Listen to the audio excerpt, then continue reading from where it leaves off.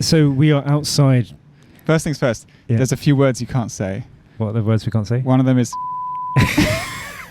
We are outside Crouch End Picture House, in the far reaches of North London. Indeed. Ralph has come a long way. He's come from the depths of... So we don't want to reveal, we don't want to dox Ralph at this point.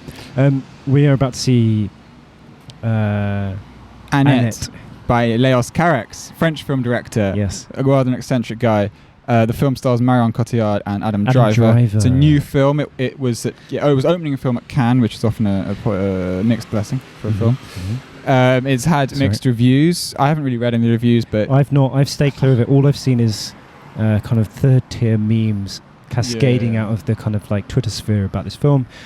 What we know about Carax is that he's a non-prolific director. Like his last film, like Holy Motors, which was his last feature, was 2012. So we're looking at 9 years between films, which is unusual for somebody who can command such weight of Hollywood actors. Such belief to take, sort of like Holy Motors as a film. I think we're not kind of giving away too much by saying that we both hated Holy Motors.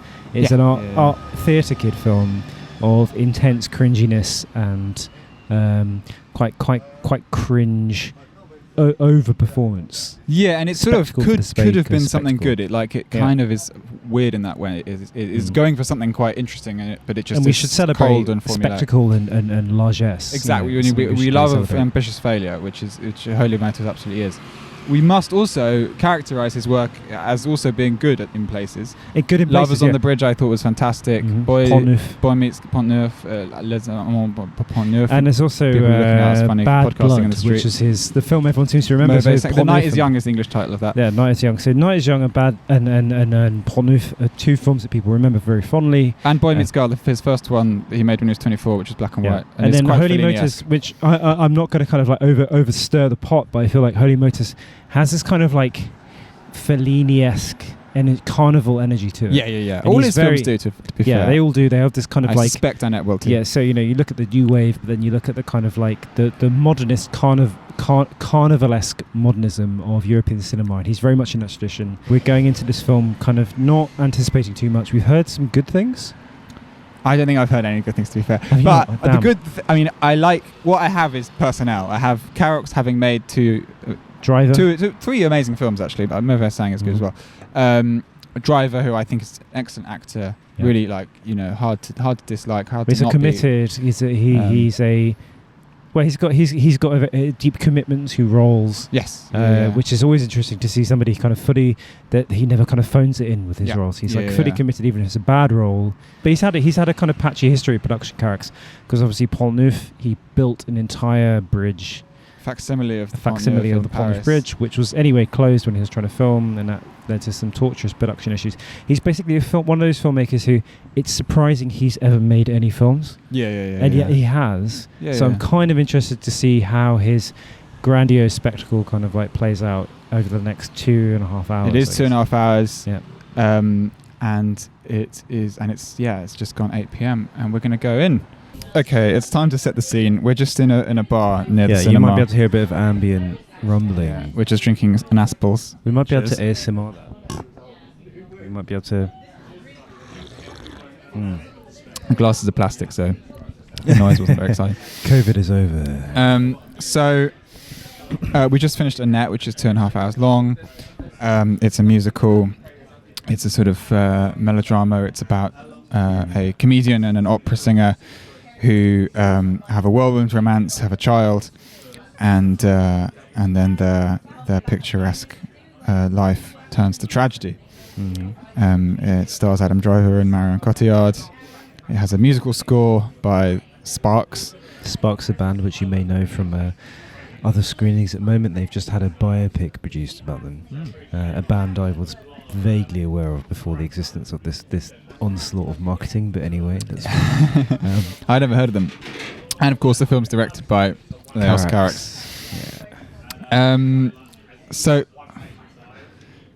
you go first. Give me your take. Hear me out. Say Art House Moulin Rouge. Right. That's the film. hits all the kind of sentimental saccharine bars of Moulin Rouge. You haven't seen Moulin Rouge. I haven't. No. The Baz Luhrmann kind of the obsession with the spectacle. That was another star-studded. It had Kylie Minogue. Famously, it was like a star-studded. Also in Holy Motors. Holy Motors, yes. It was like actually and obviously a film that was deeply entrenched in like French Baudelaire, 19th century, the 19th century French imaginary. This film isn't, because this is a departure for Carax, because he's like left France. Bear in mind again, this is like he's not made a film for fucking years, but he has kind of relocated to Santa Monica. Yeah. He's relocated to LA. He's made this film. It's a surprising film. There was a point about, I think maybe like an hour and 10 minutes in, where I thought, surely that's the end. And then looked at my watch, and you were like, no, we're just in the second act. Maybe. We were in a cinema on our own, by the way. It was a very small auditorium in a very empty building. And it was just us, so we were able to talk during the film. Yeah, we had. It's actually. I attempted to actually get the mics out, but we didn't do that. We should have done it. The Picture House might have closed this whole show down if we tried that. We held off. I feel like a sports commentator. It's coming. We're clutching our mics to our chins here, so that the dynamic is good. No, but yeah, it had that saccharine, sentimental feeling to it. I did not anticipate it being fully musical, because again, we were kind of avoiding reading anything about this film. But there were moments of like, one of the things we obsess about on this podcast is those glimpses of the sublime, which. And there were moments of that, right? Yes. Yeah. There were certain kind of things that percolated through the filter of that. But what's like the overall vibe for you? Like, what's your take? Well, overall vibe is a hard question to answer, because basically I was pretty impatient with it as soon as it started. I mean, it literally starts with a song that says, shall we start? Everything is musical, like highly orchestrated. Yeah. I find that sort of thing very artificial and alienating. The narrative lines felt somewhat predictable. The sort of boy meets girl. Well, that was the name of his first film. But the kind of whirlwind romance, and then the sort of cancellation narrative, this discourse making its way into that. Cancellation narrative. The idea that this comedian, this sort of Bo Burnham. I mean, it really does remind me of Bo Burnham, this kind of indulgence. It's this kind of comedy I don't find very interesting, but I think a lot of people find it relatable, and it's that position. Disney World comedy. Yeah. Of like, but the sort of self-loathing male position of like, I'm so pathetic, and then, loads of pathetic people laugh at that. But if you're not pathetic like me, you just find it very weird. Just like, why would you? But I mean, he plays this kind of self-loathing guy who's with this glamorous, sophisticated opera woman, and then there are these news reports for these accusations against him of being abusive, and then there's this tempestuous, stormy night on a ship, where that's the most artificial moment of the film. Very, very CGI'd waves. Yeah, it's got a CGI kind of a blown out, pixelated almost CGI background away, kind of fake waters. By this point, they've given birth to Annette, the child, who is like a kind of puppet dummy, which really alienated me. It didn't work for me at all. And then, so basically, then she's drowned in the sea after this fight they've had. One who's drunk, Cotillard, and he's holding on to the child, Annette. And then we go to the police station, and he's accused. He's not accused. He's questioned. That's not interesting. And then he goes home, and he starts singing, and so that the police scene kind of works really well for some reason. It's just very well written. It's a bit like one scene I missed because I went from It's like the Officer Crocby scene in West Side Story. And then he goes home and he starts saying, well, at least this is terrible, but at least I'm a good father. And then he witnesses his child, Annette, singing in quite a beautiful way, in a more beautiful way than we've heard anyone sing in the film so far. Bear in mind, I think everyone was singing natively in that. I think that was the actors singing. Very good. Because I think there was careful attention paid to the foley of the mouth in this film. Especially when, like, I'm aware of that. Foley of the mouth. That sounds like a good name for one of your poems. I'm aware of that because when Adam Driver, we can talk about, he has a stand-up routine which is all based on this self-loathing, male aggression, barely bottled male aggression. Yeah. It's very much like kind of, are you not entertained humour. Yeah. But there's a lot of like him with the mic to his mouth, and you can see the sounds that he's making as he kind of... Yeah, no, he does. I mean, we'll talk about his performance later, but just to sort of to wrap up my overall view, at this point, we then have this interaction. The conductor, who earlier on is an accompanying pianist, and sort of just sings this rather banal, self-reflexive thing about, "Oh, I am the pianist. I'm just the pianist." He's a soft boy, yeah. And he's never named. He's just called the pianist and then the conductor when he becomes a conductor friend. And he says, and then he explains when he's the conductor later on, he explains that he had this love affair with Anne, and that he thinks very poorly of Henry, but he's going to meet Henry later. From this point on, this amazing scene where he's like, "Oh, sorry, I have to conduct," and he just like does these flourishes and looks back to camera and tells the story. He's actually conducting. Amazing scene, yeah, and the conducting is really good. Amazing scene. From that point on, for me, the film was actually fantastic. I actually pretty much loved every scene after that. It was actually really disorienting because I had fully convinced myself it was a total loss, and I was just getting pissed off at having to sit through it. But actually, that scene onwards.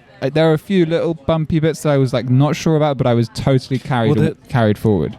The kind of the performativity, the awareness of the performativity, like you in that film, I think the establishing narrative of his love for his for Cotillard's character, for his wife, and the birth of their child. In a typical film, that would actually be compressed into about 15 minutes, 20 minutes. You'd see one intimate scene, but here you get like 3 scenes where he's eating her out really passionately, right? Like they really go. Those bits didn't really work. They go really full the early hog with bits, establishing yeah, that. the early sort of happily ever after bits just really, I don't know. Like but he really goes for it. He like I said, they would normally be compressed into about 15 or 20 minutes. Like, wife's dead, he cares about the wife, now get on to the meat of the story. He spends a long time with that. And I think part of that is like hand-holding you through the cringe. Like, you kind of... It's first as fantasy, then as tragedy. Yeah. But there's even the song, sorry to interrupt, but there is even the song where he says, I love you so much, or we are so in love. That they sing early on, and it feels cringe and kind of like obvious, and it's like, why are you telling us this? Why don't you just show us this thing, like, rather than tell us? A lot of people telling things early on, and it's like tell, don't show. It basically feels like film theatre, especially the stand-up bits. Later on, film theatre. Later on, the guy, the conductor guy, sort of teaches the "I Love You" song so much to Annette, who we then later discover might be his child, not Henry's child, and then she sings along to "I Love You So Much," and so this song suddenly has this new melancholy register, which I felt much more moved by. So yeah, I mean, I mean, it's a very painful and horrible film from that point on, and it's, and he kills the guy, further proving that he kills his wife. He's alone, and in the final scene, he gets a visit from Annette, who's no longer a puppet. Yeah, that's the elephant in the room we've not mentioned. That is for 98% of the film, Annette is a wooden puppet. Yeah. Somewhat clunkily at often. But I think that's when the film was at its most holy motors and was its most kind of... By which we mean bad. Bad. Which we mean bad. At those moments of film was the most cringe. And I think the very fact that he introduced a physical real Annette at the end suggested that there was always a possibility of having a real Annette. And I think by creating this kind of mannequin version of Annette, it was like, no, mate, commit and have the kid play throughout, because it's much more affecting when that child is singing. She's not a great vocalist, but she's obviously a budding vocalist, what we want to say. Like she's... No, I think it worked though. Go on. Because I think the child is the babe, the wooden baby is the fantasy, and I think that this is the reality. Yeah, and I think actually like it captured something about children, about raising children. For the first year or so, I've never raised a child, but for the first year or so of a baby's life, they can be unruly, but they are kind of totally submitting to. No, I don't agree. No. We're way out of on up the river without a paddle here, because I don't think that's necessarily true, because a lot of parents, those are the most difficult period, right? Sure. No, what I mean is that there's a period where you idolize the child, where the child doesn't have a voice. No, but I think and then the child gains a voice later on. Driver's own. He's up until that point, he's entirely carried away on this kind of this manic episode, this long manic episode of self-destruction. At that point, his wife's death, everything else was kind of fake and immaterial. At this point, it comes crashing down when he's in his prison cell. Adam Driver looks like shit at this point. You know, and he's got a birthmark that's changed. It's become darker, more troubling. I mean, it's quite affecting when you see this child suddenly transformed into the real Annette. You see the actual kind of the mannequin Annette abandoned on the floor. It's kind of it's always ice skating around the perimeter of cringe, this film. Oh, totally. But sometimes you have to in order to access real powerful emotion. Yeah, I did actually enjoy it, and I think the risk of a film where you're using opera, when you're using music, when you're using these swelling orchestral scenes, is it kind of it engulfs the film. Like what you're actually seeing is a story, and what we saw tonight was a story, not a film, I think. But there were moments that were transcendently cinematic and filmic. I think one of them, there are a couple of shots where Adam Driver is driving through a desert, and it must be just after sunset, because that particular framing of the horizon with that really sharp blue is what I was seeing when I was walking here, actually. It was very beautiful.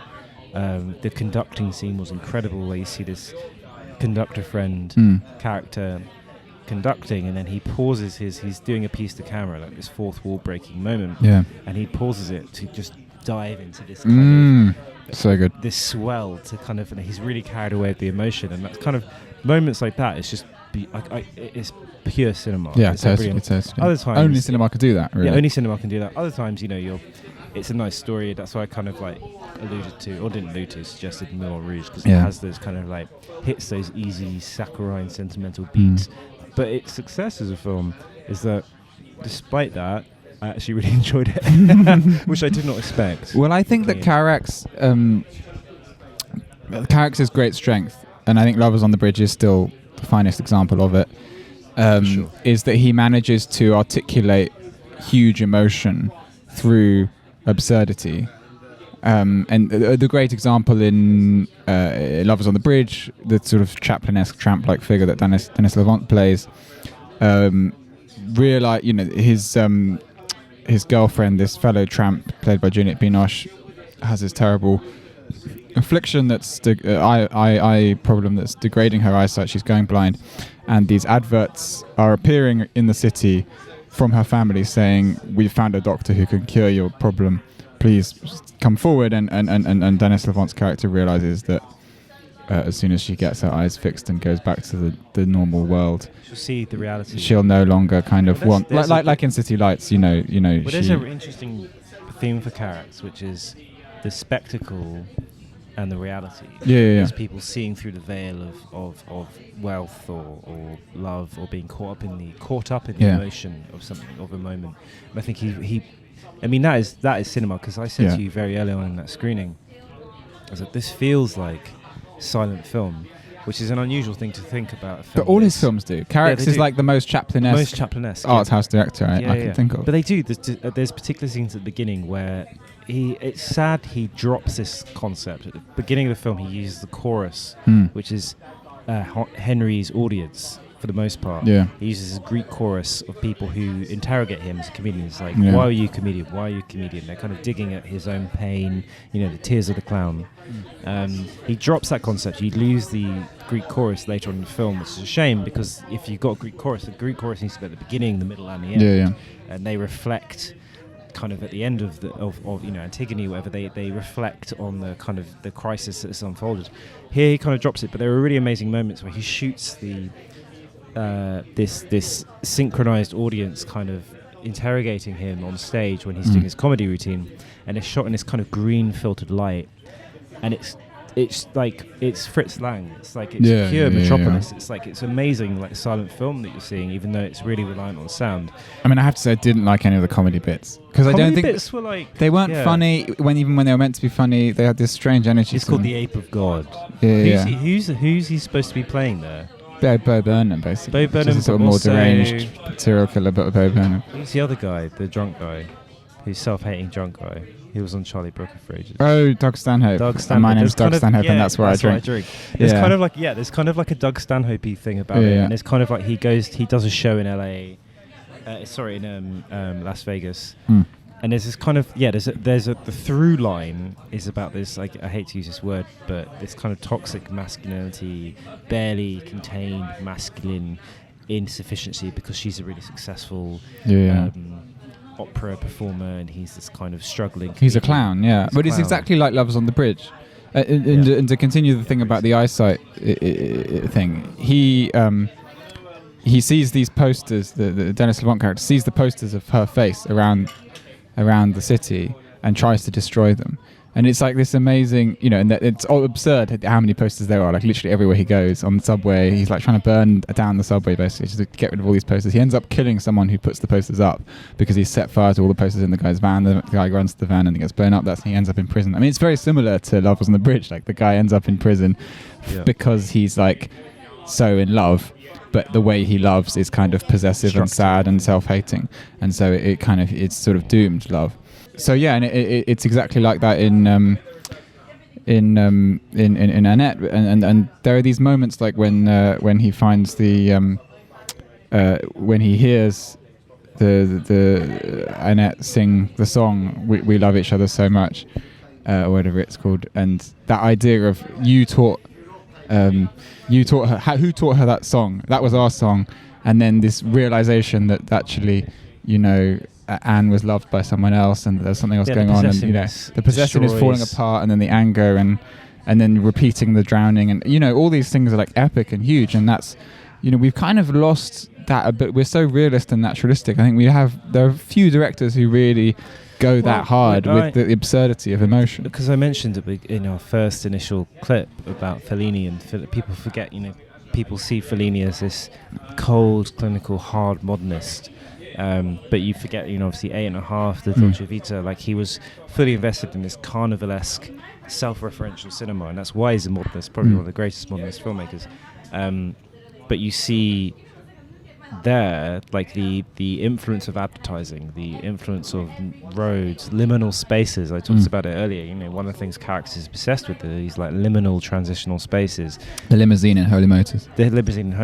Here it's kind of like tunnels, it's bits of road at night, it's kind of driveways to houses. He's really obsessed with filming. There's also these montages, these celebrity montages, where you kind of get told about the kind of public impact of what's happening. Yeah, exactly, which is an interesting thing, because how, for a while, I mean, this is a Hollywood film in a lot of senses, because it's shot in LA, even it has a kind of global romp about in the third act, but for the most part the film is kind of obsessed with fame and the distorting lens of fame. Yeah. And for a lot of the film, we see this. For a while, film was really obsessed with that. Kind of Vertigo is kind of obsessed with fame and perception of the other and distorting effect of the other. And you've kind of lost that in cinema relatively recently. Like, it's a relatively banal thing to revisit, which is like fame distorts and rich people aren't that entirely happy. This film kind of does that, and there were moments where it was kind of like Lynchian in the sense of like Mulholland Drive. It was definitely drawing off that energy. That sort of weird, sort of Hollywood eeriness. Yeah, the eeriness of LA or whatever. Shout out to our LA listeners. Not from a native though. No, Carrick's is a Frenchman. French person. Drawing on the French romantic tradition. French person got to find the idea of a French person in LA is actually inherently hilarious. Like, it's disgusting. It's disgusting and funny. It's like, what the fuck? Why is a French person doing it? No, because they have different ideas of romance. I mean, the French one is more. Right, we need to. We've been taken out of a beer garden. Okay. We'll stop. Okay, it's Lost Orders. We're still getting through our pints. We've been moved inside. This is the reality of IRL podcasting. Yeah, we're just in pubs now. Podcasting.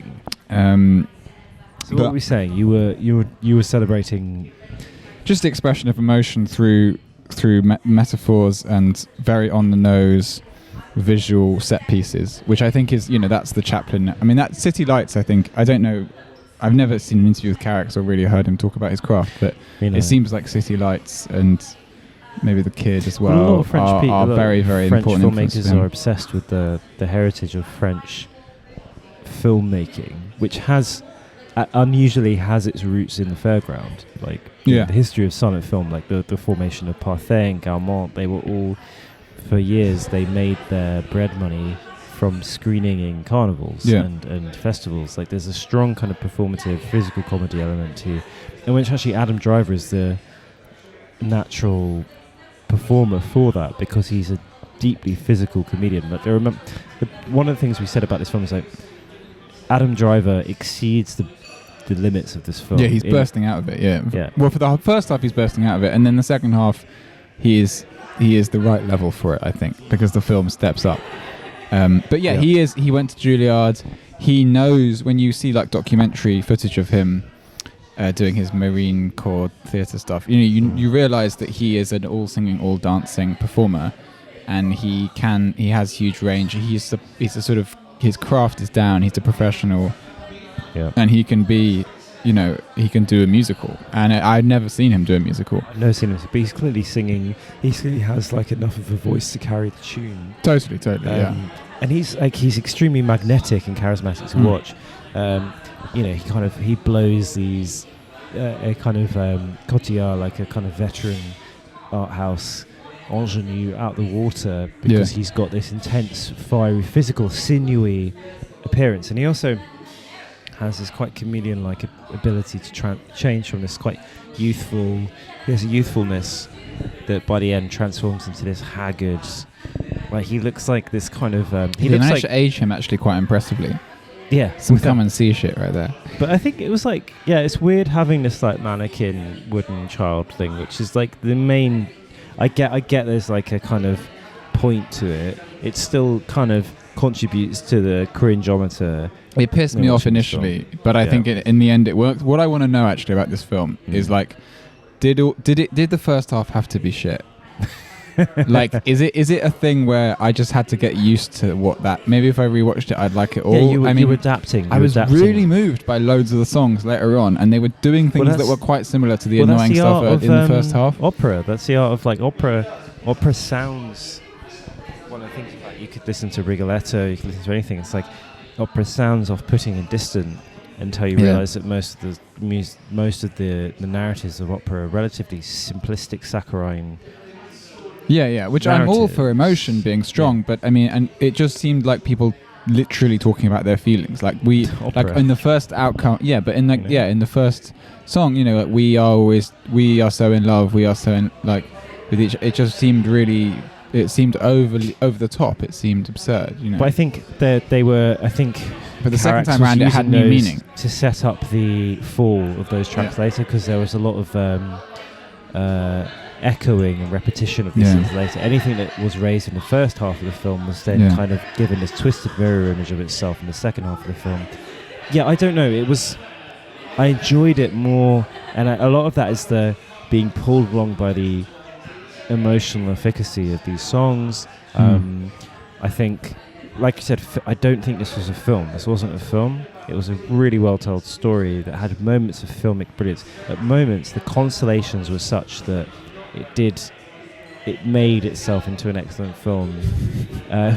So at times it was a film, is what you're saying? Yeah, it became, when it was good, it was a film. Yeah, when it was bad, it was filmed theatre or filmed musical. That's what I'm saying. Yeah. But I was surprisingly buoyed along by this. And many people told us it would be bad.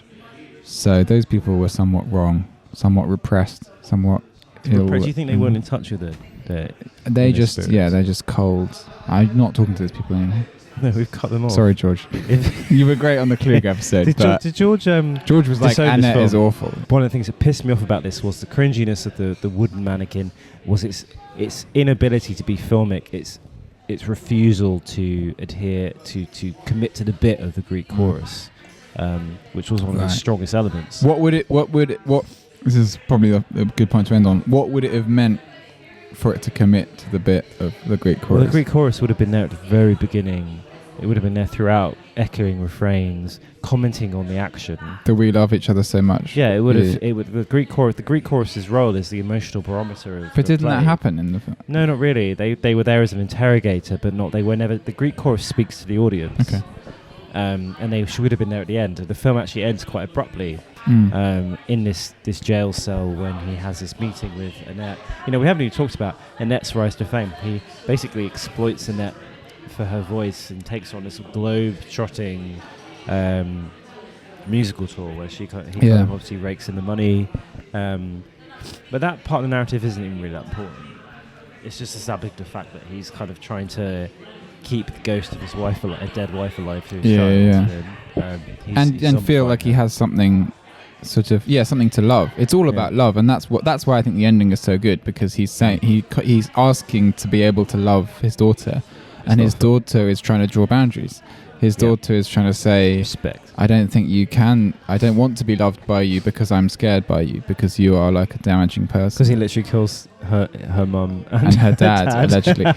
Which is like fair enough, maybe. Yeah, exactly right. Like that's actually in terms of discourse, that's what I think is great about this film, is that you end up sympathizing with someone who, when you look at the facts, is like, the baddie, and you it's partly Adam Driver's amazing performance, but it's partly just like the power of song, the power of like this kind of these strange cinematic metaphors. Like you end up like thinking like, oh well, I really want him. I mean, if a film can make you make you look at like a serial killer and think, I want this guy to be able to love. Bear in mind, then Ralph that is a good film. A hard-boiled cinephile and a prison abolitionist. Ralph's a prison abolitionist and a hard-boiled cinephile, and he's desperate for narrative resolution. If Carax has made Ralph want narrative resolution, this podcast is imploded tonight, ladies and gentlemen. We've seen something unusual happen here, because like usually we celebrate the ambiguous. And and actually Ralph is, me too, because you kind of want it. It is ambiguous because you don't know what will happen next. You don't know whether she will accept his love. He chooses not to solve he doesn't solve it at all. It's totally unsolved. He ends the film with this ambivalent confrontation between daughter and father. Exactly. Great. And then chooses to end it there. More filmmakers should take note. Point, and on the floor of the cell or the visiting room is the doll Annette, which we realised was the dream of the child, the projected idea of the child. And then the real child is there saying, actually, I'm not sure about your behaviour. I think my brain is broken. Like, everything about this film should be making me fucking despise its every fibre. I feel like you were despising it. I was a lot. More than I was. There was so much I hated about this film, but there was so much... Do you know what? It's a perfect film for an instant reaction podcast, I have to say. Yeah, it really is. Like I Here said, we are there were moments where... Well, like I said, there were moments where it glimpsed the sublime. It glimpsed it brushed the face of God. Yeah. There was some really, like the conducting scene for me. Where are the films about conductors actually? Because that's there is a gap film in the market. Oh my God, Conductor Friend, the character. Yeah. Like his narrative development was irregular, but that particular scene was incredibly moving. Like spending £15, thank you Picture House. For the they didn't even check our tickets. We should have just walked in. Was worth entry. That was worth the entry price. Seeing that conducting scene. And the way he like looks, he's like, I miss her so much. Like it's really like amazing for someone to be able to express their emotions so directly without metaphor, without indirectness, and without sort of description. Usually we're quite anti show don't tell. We're anti tell. Yeah, normally pro show. Of course, any good film critic. But actually, in this moment, the telling was done quite well at times. That you like actually do tell. Yeah. It was really good. Well, there's something about it managed to. I mean, some of the time it was tell in a very irritating way, especially in the first half. But it managed to move me. It really did get me into a lot of emotional places. So well done, Leos. I'm really excited to see what you do next. I was like, it's definitely better than Holy Motors. It's not as good. It's not unfiltered dog shit. It's not. It's not as good as Lovers on the Bridge or Boy Meets Girl. No, it's not. Or Mauvais Sang. I don't know. Maybe. I mean, Mauvais Sang is like not as polarizing. He's made a lot of shorts as well. I haven't seen any of his shorts. He does like odd shit. Like he's just. One of the things I respect about him is he also takes a project, flogs it to death, like really invests in it. Like this. Like even Annette is obviously the product of like a intense engagement with this material. He's not going, this is a script, I'm gonna try and he's not doing the romance like, I kind of want to do a story about guilt. So what's his day to day like? If it takes you 9 years to make this film, like does he just wake a lot of the time he's like sort of just thinking and letting it? I think so. I kind of respect that actually. No, so do I. Although earlier you were saying before the pod you were like, I'm very suspicious of anyone who takes 9 years to make a fucking film. I'm still suspicious of anyone who takes, because like ultimately we mostly apart from Tark, our lodestar, we respect filmmakers who fucking make, and people who don't. I think there are. You pressed the wrong button. I think they are. Right, ladies and gentlemen, you're going to hear more from these buttons. Yeah, you are. Next week, we are going to be in the Shandos in Trafalgar Square. Come and molest us. This is basically talking about podcast. Yeah, talking about a very boring sounding film. Olaf Nicolai's Marx. Yeah, it's just like one shot of the statue of Marx. You don't know if it's one shot. I'm not even like hyperbole. It's a 24-hour film screening that is of Marx's head. It's screening in 16, 17. It's going to be incredibly. There are going to be some MoveTube regulars and favourites coming next week on the 21st. Daniel Neofetou is definitely going to be there. I think Matt Turner might pop along. Oh, yeah. He's booked his ticket. I know he has. So and George MacBeth on the phone. George MacBeth Do we have enough phoning holes? in from distant Germany. He's always phoning in. Teutonic Forest. He's always phoning in. It's quite actually funny, the phrase phoning it in. Like, is that now a bit like inappropriate now since COVID and working from home? Everyone's phoning it in. Is that what you're thinking about? You're thinking about all the... It's triggering to say... Yeah, it's a bit ableist. It's really ableist, actually, phoning in. Phoning in. But you had no I have option a real to phone problem with those... No. Come on. We want to keep our jobs. Yeah, it's true. So thank you for listening, listeners. We're back in a very more immediate way with this new podcast device. And we're loving it. And it was great to watch Annette. And I recommend watching Annette. You have to. There's a whole lot of Shawshank before you get to Redemption, but it's a good feeling at the end. It really was for me, anyway. Any last thoughts, Owen? No, I have no last thoughts. Enjoy.